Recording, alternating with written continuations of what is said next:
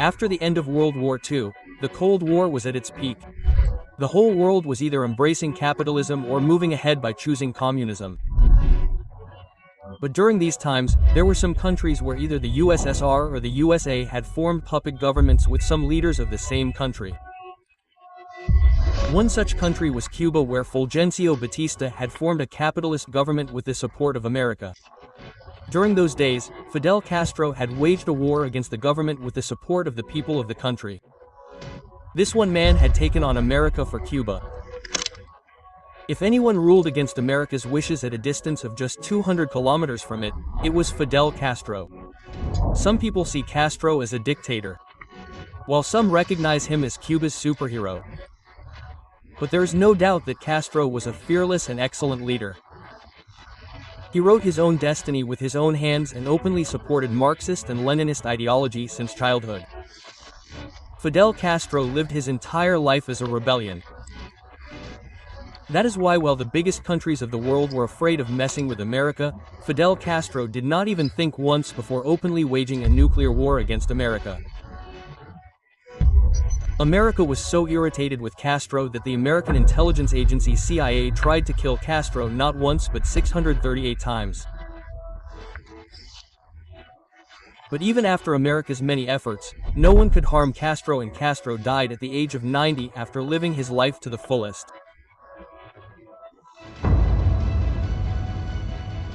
Fidel Castro was born on the 13th of August 1926 in a rich family in southeastern Cuba. His father, Angel Castro Vargas, was the owner of a large sugarcane mill. Angel was first married to Maria Argota Vaz. But in the meantime, he started having an affair with his own maid Lena Russ Gonzalez, and later Angel also married Lena, with whom he had 7 children.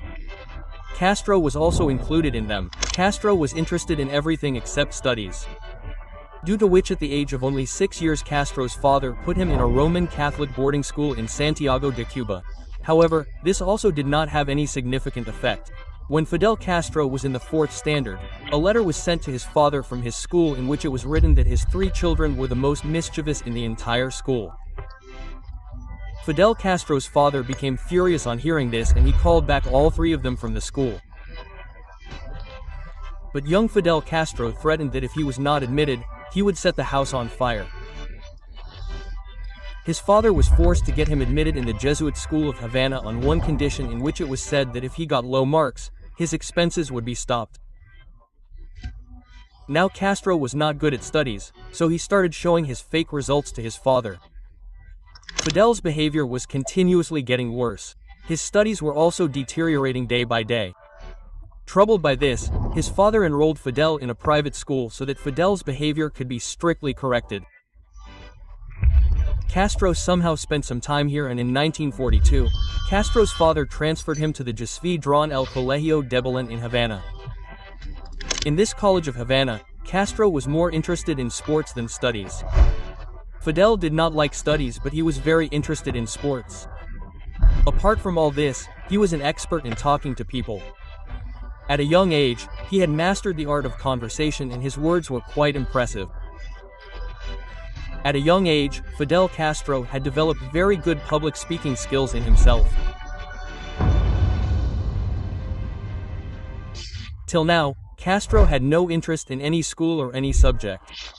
His father kept changing schools, but Castro's condition remained the same. But the turning point in Castro's life came when he finally went to the University of Havana to study law. In those days, students were very politically active there and used to carry out many political activities in secret ways. Castro was also very interested in Cuban politics. So, as soon as he started college, he became a member of the student activism group. This group of students wanted to bring revolution in the country by using violent tricks. Due to his amazing grasp on politics and mastery in speeches and debates, Castro quickly gained popularity among the students. In this university itself, Castro raised his voice against American imperialism in Cuba and ran a campaign in the name of honesty, decency, and justice to become the student president in the elections of the Federation of University, which was a political party, in which he had to face a terrible defeat. But no defeat could stop Castro. Fidel Castro's first step in Cuban politics was seen when Cuban President Ramón Grau increased the bus fare. Along with his companions, Fidel Castro took out a protest against the increased fare to the president's palace. The police used force to suppress the protest. The students were beaten up badly. Fidel Castro also suffered heavy injuries due to the police action. But Fidel Castro was not one to give up. He told the entire country about the atrocities committed on him and his comrades through the press, which not only earned Fidel Castro sympathy but also affected the image of President Ramón Grau. During this time, Fidel gave a public speech against the lathi charge by the Cuban president. This speech and march made Castro so popular in Cuba that the front page of the next day's newspapers covered Castro's speech. As soon as Castro's name became a topic of discussion in Cuba, Castro left the college gangsters and joined the Party of the Cuban People, which was formed by a big Cuban politician Eduardo Givas. The main objective of this party was to promote social justice, honest government and political freedom, and to stand against corruption. As soon as he joined the party, the college gangster leaders started giving Castro death threats. They did not want Castro to leave them and join any other group or party. But Castro did not let any threat affect his decision and started keeping a pistol and some friends with him all the time to protect himself from the college gangsters. This continued for some time, and in 1948 Castro's party participated in the general elections and came third. Even after losing the elections, Castro kept trying his best to handle his party, due to which Eduardo also started giving Castro a lot of support in the party. However, during this time Castro was also accused of gang-related assassinations in his college days. But due to not having any proof, he remained a main part of the party. Castro was also studying in college and also used to participate in revolutionary activities happening all over Latin America. Meanwhile, in 1947, Castro joined the Caribbean Legion, a group of political exiles from Caribbean countries who planned to overthrow dictator-led governments from Caribbean countries. When Castro joined this group, they were leading a movement against the corrupt USLI right-wing Rafael Trujillo government of the Dominican Republic, according to which, they wanted to overthrow the Rafael Trujillo government from the Dominican Republic forever. The University Committee for Democracy of the Dominican Republic also had its own force of around 12,000 revolutionary troops, which mostly consisted of Cubans and exiled Dominicans. This movement was led by Fidel, and these exiles were also given paramilitary training for 2 months. But by then, somehow the Dominican head Trujillo came to know about this invasion and he demanded military support from the US. After this, Fidel and his fellow revolutionaries had to face a big defeat and humiliation. Some students also had to lose their lives. After this unsuccessful campaign, Castro again turned to Havana and started many protests against the death of students. After reaching here, Castro openly expressed his views to the people on the social and economic inequality happening in Cuba. After this incident, in April 1948, Castro led a Cuban student group in Bogotá, Colombia, which was being sponsored by the Argentine government. Actually, a famous leftist leader Elcar Gaitan Alaya was assassinated in Bogotá, due to which many riots and clashes were being seen between the government and leftist liberals. As soon as Castro reached here, he joined hands with the liberals and stole many guns and ammunition from the police station and escaped from this theft very cleverly. Even after this, Castro led many campaigns in Bogotá and learned many important things in the popular uprisings. In October 1948, Castro married his fellow student and daughter of a rich Cuban family, Mita Diaz Ballard, and became a part of Cuba's elite groups. Castro and Mirta had a love marriage. Families from both sides were against this marriage.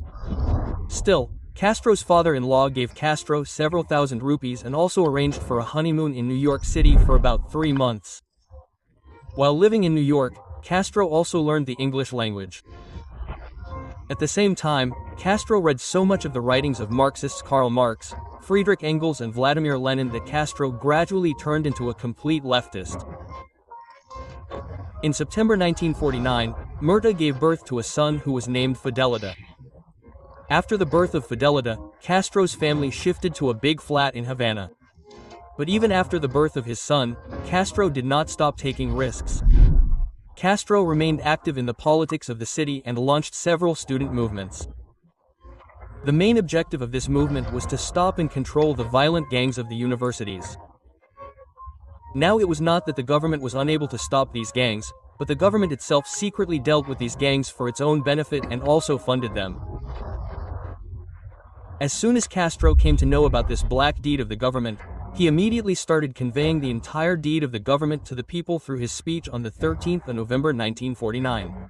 Castro's speech attracted a lot of national press, due to which the gangs decided to take revenge from Castro, due to which Castro thought it best to hide.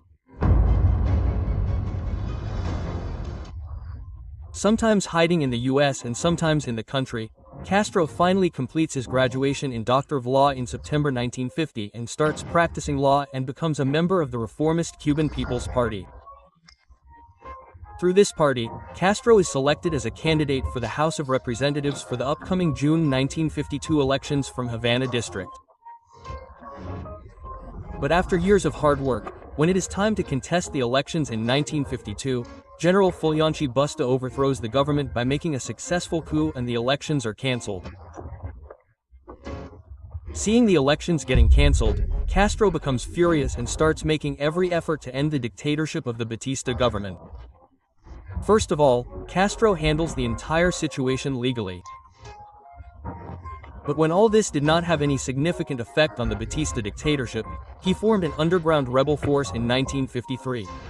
After which, on the morning of the 26th of July 1953, Castro, along with his brother Raul and about 160 armed men, attacked Cuba's second-largest military base, Moncada Military Barracks,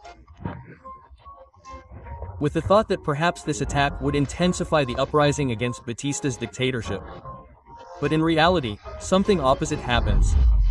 In this attack, 60 people of Castro are killed and Castro and Raul are arrested, after which Castro is sentenced to 15 years in prison.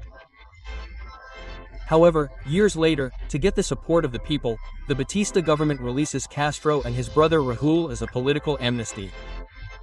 As soon as they are released from jail, Castro and Raul head towards Mexico. And even after Batista's pardon, both of them continue their campaign against the Batista government.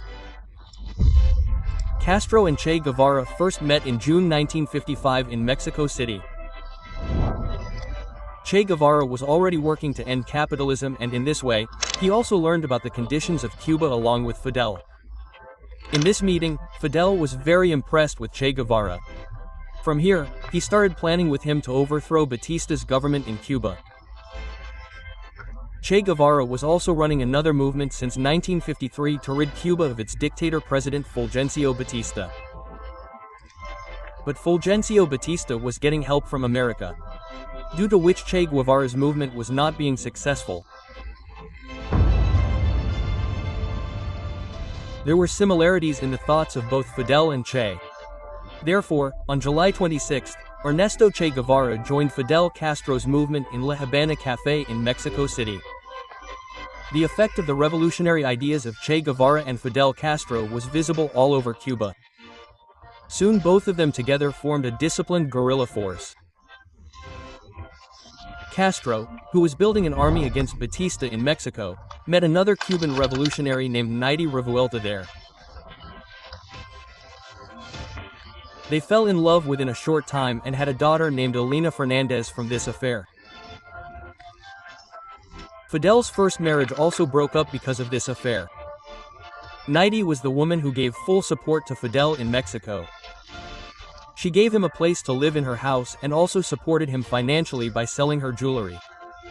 Staying at her house, Fidel also planned the Moncada Barracks attack. Although they never got married, Naidi's first husband gave his name to this daughter.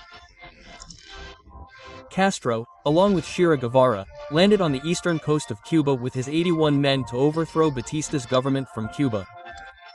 This entire guerrilla war was planned by Che, due to which the entire team was expected to be successful.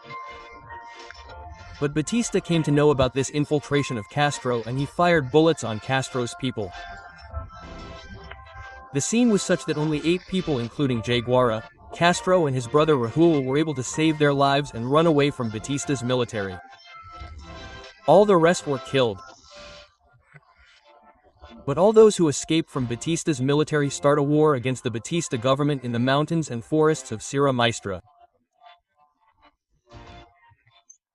This time Castro resorts to guerrilla tactics and gradually starts including the locals there. Due to guerrilla tactics, Castro also achieves many small and big victories against the Batista government.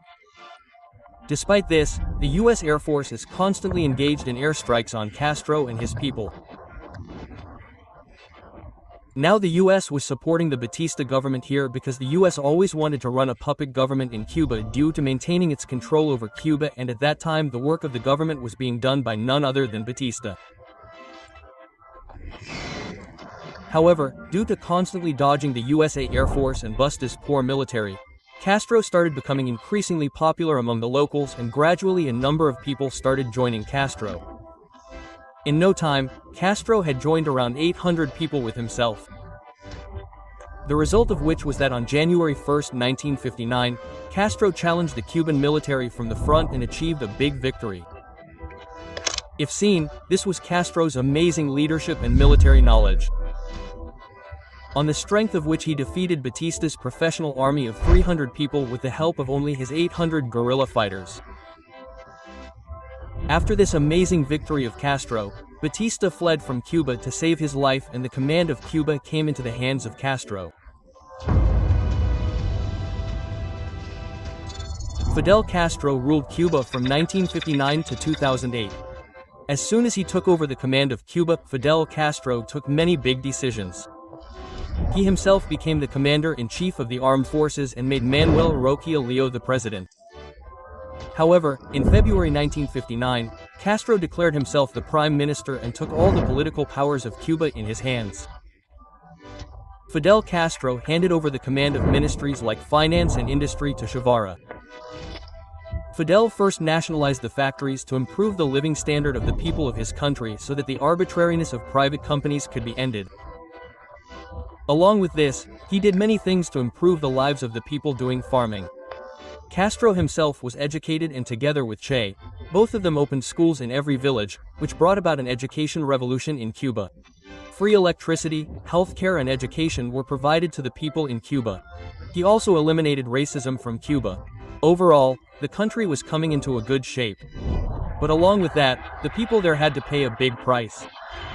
People who supported capitalism there started being punished. People who supported the U.S. started being exiled. No political party in Cuba was given the freedom to stand against Fidel Castro. Lands were taken away from big farmers.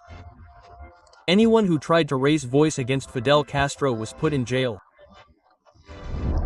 Fidel Castro had a great chemistry with USSR, but whenever he got a chance, he only harmed America. During his reign, Fidel Castro brought private companies under the government. About 600 American companies located in Cuba were completely confiscated and nationalized. This only worsened relations with America. By being hostile towards America, Fidel Castro's inclination kept increasing towards USSR. A time came when Cuba became completely dependent on USSR, the effect of which was seen when USSR collapsed in 1991. At that time, the condition of Cuba had become very bad. People suffering from poverty and misery in the country had to leave their country and take refuge abroad to earn a living. In 1959 and 1960, Castro made many radical changes in Cuba. During these 2 years, Castro isolated America by seizing all the businesses and farms of American companies and established strong ties with the Soviet Union and turned Cuba into a communist country. America did not like this attitude of Castro against them as soon as he came to power. America wanted to oust Castro from power. To overthrow Castro, America tried to carry out the Bay of Pigs invasion in April 1961. But Castro did not show any leniency towards America. He continued to pursue anti-American policies in his country. But things got out of hand when in 1960, Castro signed a trade agreement with the Soviet Union, defying the American government. Actually, this was the time when the Cold War was going on between America and the USSR after World War II, and in such a situation, they did not like Cuba sitting in America's neighborhood and joining hands with the USSR. But Castro was not only strengthening his diplomatic relations with the Soviets, but he was also greatly influenced by their communist thinking, due to which the relations between the Castro government and the Soviet Union deepened day by day. But America was not going to sit and watch all this. America took revenge for Castro's anti-American thinking by ending all its economic ties with Cuba. America put a complete stop to all its diplomatic relations with Cuba in 1961, which directly affected Cuba's economy. But Castro did not back down from his decision even then, and anyway, by this time the Soviets were fully supporting Cuba. However, America started adopting many ways to teach Castro a lesson. Bombs, bullets, everything was used. The American intelligence agency CIA poisoned Fidel Castro's milkshake to kill him. But even after this, the American agency failed to kill Castro. The Soviets also did not befriend Cuba without reason. Actually, in the race to become a superpower between Soviet and US, both the countries were trying to win over the smaller and weaker countries, so that the other could be humiliated, and the purpose of Soviet to support Cuba was that it could spy on America while sitting right below them. And because of all this, in 1962, USSR secretly stationed some of its ballistic missiles in Cuba, which was enough to easily drop nuclear bombs on American cities when the time came. While doing all this, USSR Premier Nikita Khrushchev never thought that America would respond to it in such a way that the world would move towards the most terrible nuclear war. As soon as America came to know about this, American President Kennedy started the blockade of Cuba. America had also prepared its nuclear missiles. But after a few days of talks between the two countries, Khrushchev took a step back and the world's most terrible war was averted. If you want to know about the Cuban Missile Crisis in detail, you can watch it on our channel. Castro was not at all happy with the USSR's decision to withdraw. But Castro still accepted the USSR's decision and started focusing on running his government better. Castro implemented the one-party system in his country so that he could take all the political, economic, and cultural rights of Cuba in his favor as a complete dictator. Castro started eliminating all the opposition parties and those who spoke against him, due to which the people of Cuba started feeling cheated by the coming of the Castro government, and they started shifting to the US. However, Castro also started social service in his country at the same time and provided free education and health services to the public. Along with this, employment was also promised to every person in Cuba. But amidst all these social services, the economy of Cuba was continuously going towards its downfall. There came a time when Cuba had become dependent on the Soviet Union even for its basic living standards. Cuba somehow managed to survive in this fragile state for the next several years. But in the year 1976, a new constitution was established, under which a national assembly was formed in Cuba, and Castro was made the president of this assembly. During this time, Castro had made his brother Raúl the minister of the armed forces. But Castro's government, which was dependent on others, got a shock when in 1980, Gorbachev started doing democratic reforms according to his own will in the Soviet Union. The Soviet Union weakened, and 1991 was the time when the USSR completely disintegrated. The collapse of the USSR had the greatest impact on Castro's Cuba because his country was completely dependent on trade with the USSR. However, when Castro saw his disintegrating country, he reluctantly allowed the people of Cuba to do some economic liberalization and free market activities.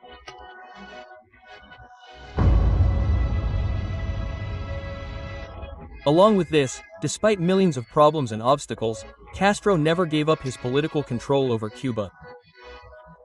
Castro remained the official head of Cuba from 1959 to 2006. In 2006, due to his serious intestinal illness, Castro unofficially handed over all his powers to his brother Raúl. But due to increasing age and illness, finally in 2008, Castro officially informed the people of Cuba through a letter that he will no longer be a part of the upcoming elections and he is handing over all his powers completely to his younger brother Raúl.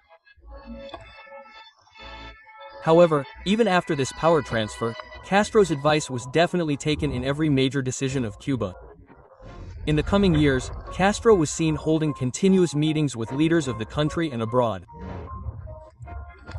Castro supported Cuba at every step even in his old age and illness, and Castro was last seen publicly in March 2016, when he responded to former US President Barack Obama's historic Cuba visit with a letter of about 1,500 words.